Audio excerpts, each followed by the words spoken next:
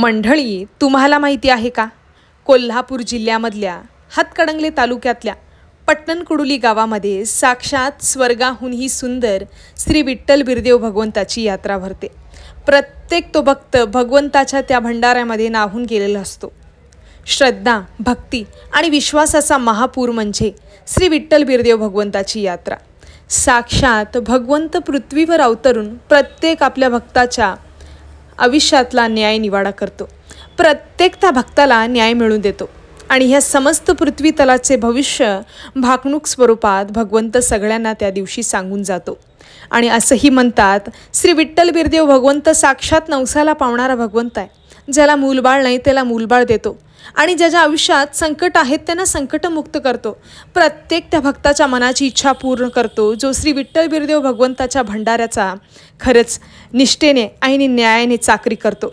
आणि हा मान साक्षात श्री बिरदेव भगवंतांनी फरांडे बाबांना दिला आहे। फरांडे बाबा म्हणजे भगवंताशी एकरूप झालेला माणूस आणि ज्याला त्या गादीचा मान आहे। हेमाडा नृत्य म्हणजे साक्षात श्री विठ्ठल बिरदेव भगवंत फरांडे बाबांच्या स्वरूपात ते हेमाडा नृत्य करतात। एका धारेधार तलवाराला काचेचं पाणी पाजलं जातं आणि ही तलवार पोटावर वार केली जाते। खरं याचा काहीच परिणाम त्यांच्यावर होत नाही, कारण की साक्षात भगवंत त्यांच्या स्वरूपात त्यांच्या सोबत असतो आणि हे रूप बघायला प्रत्येक भक्त तिथं हजर असतो। तुम्हाला पण ह्या यात्रेचं सगळं हे वैशिष्ट्य अनुभवायचं असेल तर एकदा पट्टणकुडुली यात्रेला नक्की या आणि साक्षात श्री विठ्ठल बिरदेव भगवंताच्या यात्रेचे मानकरी तुम्ही पण व्हा।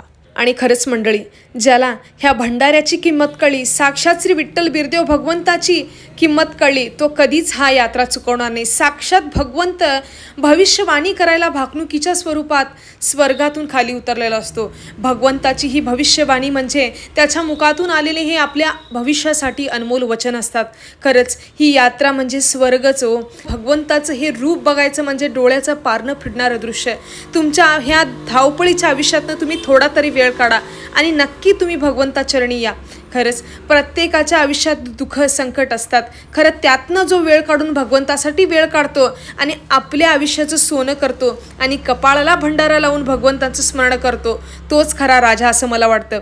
तुम्हाला काय वाटतं कमेंट बॉक्समध्ये नक्की सांगा। आणि ही यात्रा अनुभवायची असेल तर पट्टणकुडुलीला नक्कीच या। साक्षात श्री विठ्ठल बिरदेव भगवंत साक्षात स्वर्गातून आलेला असतो, मग आपल्याला त्याच्यासाठी थोडा वेळ तरी काढावाच लागेल। तर तुम्ही नक्की मित्र हो, माझ्या सांगण्यावरनं तरी या यात्रेला जाऊन बघा।